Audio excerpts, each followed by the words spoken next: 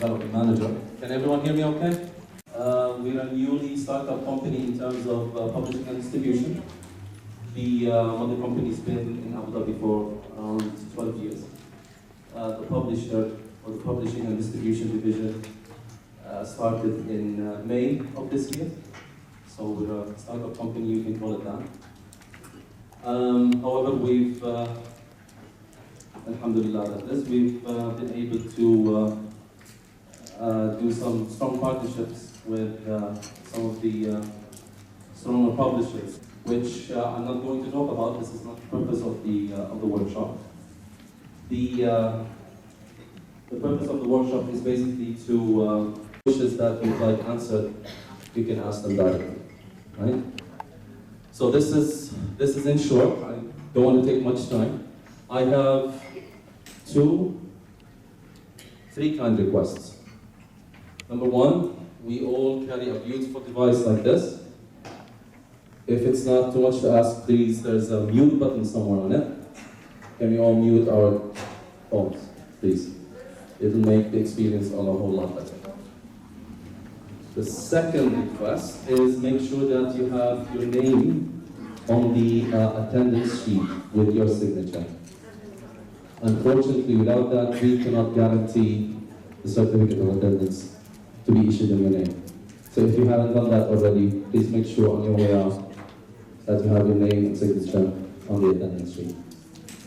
We will have a short break in, let's see, an hour, maybe an hour. 45. Yeah, maybe 45 minutes to an hour, right?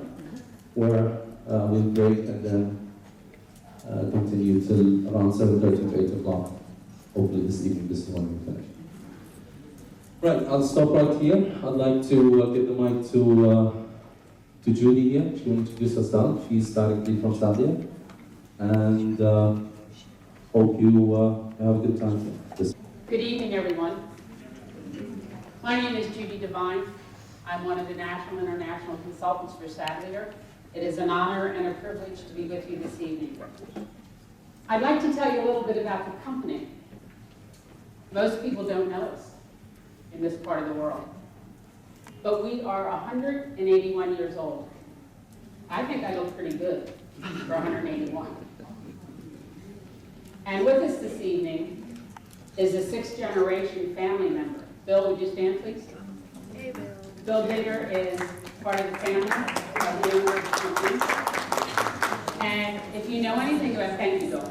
If you know anything about publishing today, that is a rarity because we have conglomerates. But it is an absolute privilege and a joy to work for a family company, to be part of something that has deep roots.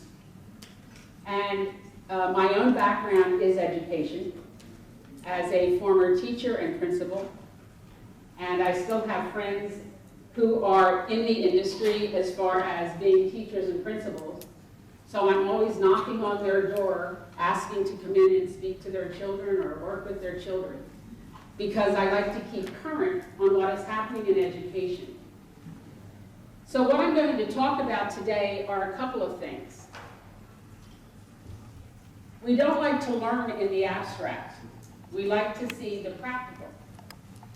So when we're looking at the practical, the best way to do that is view it through the eyes of something that is existing in text, if you would. So I know you're not going to be surprised that I'm going to show you what I'm talking about through our products. If there's anything that is happening in education today, the important thing is that we are integrating this discipline. We are taking what we know for one subject area, and we are asked to integrate it. Children do not learn in isolation. They don't learn math here, or they shouldn't learn math here, turn it off, and then move over to another discipline. There is a relationship that builds between all subject areas. In the field of language arts, and when we're speaking of English as a second language, The important thing is the integration of parts of the English language. There is no way that I know myself well enough to know. I admire anyone who speaks another language. I did not and do not have that gift. I have tried. I have tried, and if I really had to, if I was living in a country other than the United States, certainly I would, I know that. I would have to. But I so admire all of you who speak another language. When I think about it and how I've learned through the years, and I used this example in the school yesterday, the wind is blowing outside. Wind, W-I-N-D. But I think I'll wind my watch, W-I-N-D. And we wonder why children are confused. So my point is, as you are teaching the children, you need to remember the integration, if you would, and that's what makes it easier. And by integration, I mean this. We are looking at reading, speaking and listening, and language arts piece, which grammar, usage, mechanics, etc. It is the blending of those pieces that can help a child be successful. It isn't that isolation learning, if you would. The trend today, if you would, one of the trends in education, as far as language arts is concerned, is trying to blend that all together in one piece. Do I have something that I can use that sort of puts it all together for me? I don't have the time in the day to be going through one. Particularly when you're doing what you are doing, teaching English as a second language. So I'm going to go through a couple of things and share with you ways that we have found to integrate the learning process. One of the things I'd like to emphasize also is sometimes what was old goes full circle and comes around again to be new. Anyone in education knows that things go around and they get thrown out and then they come back again. And hopefully in the coming back, we realize that there was strength in what you might have let go. One of the most important things is that what skills we are teaching the children is that there is a depth to them. And that's where the emphasis is today. That as we teach the children, depth comes to it. That we deepen whatever skill we are teaching. And that is extremely important. So as I go through the different things today, I will gladly answer questions at the end. But I'm going to ask that as I go through it, you think about how will this help my child that I'm teaching? How will it help my students? I want and I like when I teach that something is that I can understand and use. A minute to talk about that whole idea of incorporating and using digital resources. Digital resources are supports. As I can tell you from experience, when I have been in some parts of the United States, where if you don't have that strong connection, you lose everything. You can't go forward on an activity because you don't have that connection. So in education today, we are looking, if you would, at that blended approach. We are using text and we are using digital. There is not a total reliance anywhere, maybe in some of our high schools, to be honest with you, and you know my greatest experience would be in the States, but there is a blending of working with text and digital support so that the children are still learning both mediums. As they get older and go up the grade levels, they become more confident in the digital. And so do the teachers as they're working with them. And so it is that blending of the two types of resources that are important that we use with the children. Remember, our children today across the world are visual learners. My generation, we were auditory learners. Auditory. So there's that change today. And of course, there's always print access for testing, monitoring, etc. So let's take a couple look at some units. One of the things that we'd like to do with the children is we introduce a unit to them. And as we introduce the unit, we let them see, what do I know? There's that pre-knowledge. And I know myself. And so those types of texts are extremely important, particularly when we're talking about literacy and learning another language. And so for this particular unit, it's reading of informational text. How do they get to take that apart? What's the essential question? What are we focused on? And so we bring that attention to the children in the beginning when they're looking at an informational text. So they'll see that, and how is it presented? Do they see it effectively as it is presented? When we look at the unit, in the organization of a unit, it begins with guided instruction. Today in education, one of the methods of teaching is referred to as the gradual release of responsibility. That idea of learning means it begins with you as teacher, and then once you guide the children through the instructional period, then you turn it over to them, and then eventually it becomes their responsibility of follow-through. So through the guided instruction, that is all you. That is you as teacher. You are guiding them, nurturing them, and helping them along. And one of the ways that we're help you along is by the tabbing at the top. You see the green tab there that says guided instruction. So that will always direct you in a given lesson in guided instruction. And it carries you through the entire, and here determining word meaning. The genre for this one is an explanatory text.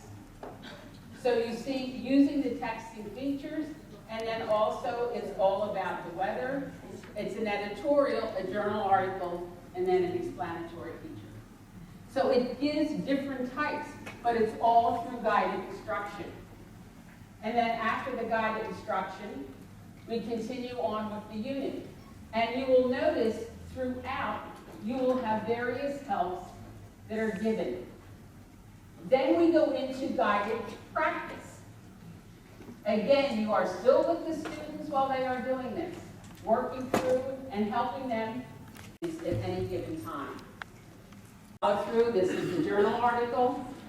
There's the evidence. Can they cite the evidence in the article as they read through it? The guided practice, again, and the independent practice. And you'll notice the tabbing. Guided instruction, guided practice, independent practice. So you have that for them to work. Close reading. Two terms that often get confused. Close reading, C-L-O-S-E, and close, C-L-O-Z-E. A closed reading, C-L-O-Z-E, is when words are left out. And as the child goes through the paragraph, they try to see what word they might think fits. But in a close reading, they read the paragraph and they respond to what they have read. The information they need to respond is there. And they are given the opportunity to take a comprehension check. Did they understand what they read?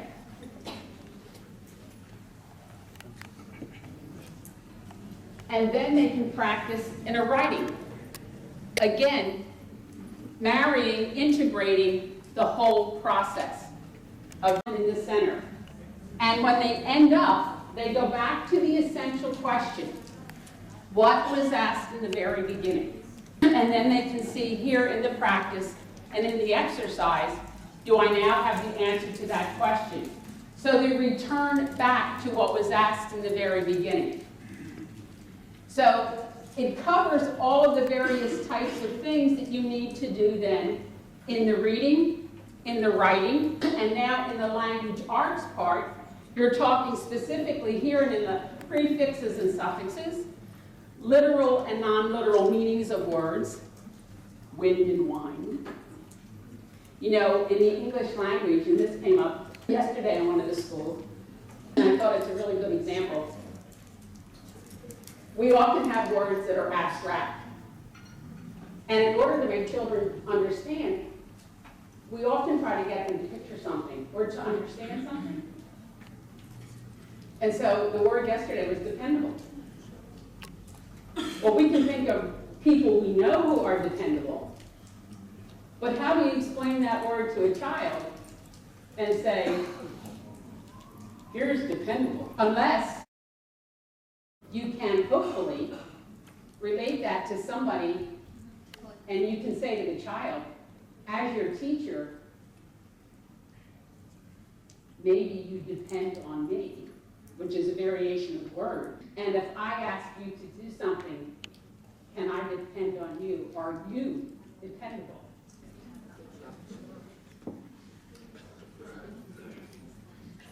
One of the things that I love too in the programs, in many of our programs, is there will always be a handbook of terms, foundational skills that they need to know.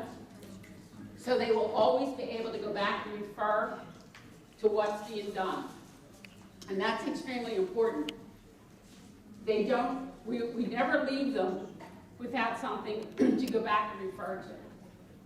There's examples of grammar, simple sentences, adverbs, adjectives, correct spelling. One of the things I always love to do with my students, I shared this yesterday also in different places, a simple sentence. Michael went to the store. Put that simple sentence on the board, on a white chart. Describe Michael. Tell me something. How did he go to the store? Quickly. And what kind of store? Grocery? Food store? Restaurant? So the whole idea is that you help the children in writing those simple sentences and working with them that way. Lots is given to you to use in the program for the parts of speech and the sentences. And again, finally, speaking and listening. Can they tell you what they have learned? I think one of the hardest things is sometimes is to get the children to speak. You're teaching and you ask them if they understand, and you get that blank look. And you want a little bit of vision. Do I understand? And you think, and sometimes you get, and then you give them a test, or you give them a quiz. And everybody gets it wrong. And you're thinking, they all said this. And I thought I was such a good teacher. But what we've learned is they say yes because they want to please us somehow. Or they want us to continue on. Go to something else. And so what we have to remember is that we have to make sure, did they remember? And so again, we have the follow-up that's extremely important also. So it gives you ideas that you can use in speaking and listening. I think one of the hardest things for our children today in speaking and listening is the listening part. They love the speaking, but we have to have them listen. It's been my own experience that they only hear what they want to hear sometimes. And so we need to make sure that we're checking back. Did they really hear what I wanted them to hear? And so we have various checklists and different things that you can do with the students, and particularly when you talk about the essential question in the program. And again, there's different unit reviews that you can use with them, again, giving them the opportunity to write. There's a writing handbook, and then there is the online connection that you can use with them for all of our programs. You can go to the preview site to see this. If you have a computer at school, at home, sadler.com/preview CCP. So you can, if you want to take a minute, if you want to view that, you can do that. I'm good. Okay, vocabulary workshop. One of the most widely used programs throughout the world, and I'm going to be honest, I never lie, one of the most difficult programs. Children who use this program do succeed in standardized testing, the SAT and the ACT testing. This is a program that is written at or above grade level.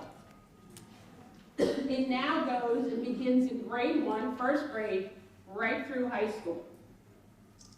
Now, I wish I was in first grade or teaching first grade right now, because I have those neat cards to use with it. I have a great book. It's in full color. There's 12 units. They learn 10 words. They have reviews, and there's word study. But look at the pictures. Penguins. I love penguins. I mean, I would think maybe like penguins here, it's a little cooler where the penguins live. But they learn 10 words, and this is visual for the children. The first 6 units in first grade would be visual. They're not reading. And so it invites them, and they can tell the story. And you can listen to the audio. The next piece you've got that you can see is, then they introduce the children through little activities. 5 words and then 5 words. They practice connecting them in the meetings, and then they practice completing the sentence. And they can listen to the words online. And then we have the nice picture cards. And again, the picture cards help to build oral language. And that's extremely important. The younger you begin vocabulary development with children, the greater their success will be as they go through the grade levels. Okay? There's also review units in the program, and they'll review the meaning of the words. They'll get to practice writing. Even in first grade, we begin with writing.